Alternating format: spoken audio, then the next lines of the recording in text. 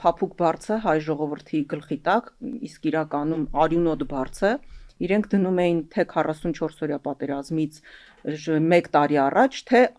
օրեր առաջ, այսպես ասենք, որովհետև կհիշես, որ Նիկոլ Փաշինյանի անգլերենի դասատուն, ով հետո նստեցվեց Միացյալ Նահանգների դեսպանի պաշտոնին, պատերազմից օրեր առաջ հայ ժողովրդին խաբում էր, ստում էր, հանգստացնում էր, որ ամեն ինչ նորմալ է եւ Թուրքիան չի աջակցելու Ադրբեջանին եւ չի ներքաշվելու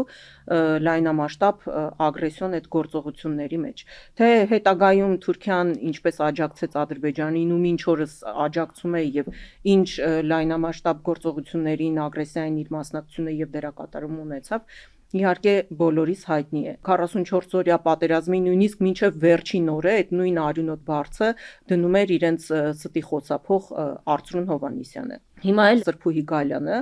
ով Լիլիթ Մակունցի հետ այս թեժ օրերին էլի հանրապետության փողոցներն է չափչփում եւ սրտիկ մրտիկներ է ցույց տալիս։ Ինչու ասում եմ մենք պետք է շեղվենք մեր ներքին օրակարգից, չէ՞ որ իրենց անձնական օգտագործման անվտանգության խորհուրդը գնահատել է, որ Հայաստանին վտանգ չի սպառնում։ Այսինքն արդարացնում է Նիկոլենց այս պերաշկի փարթին կուկուռուզ ուտելու այս տեսարանները,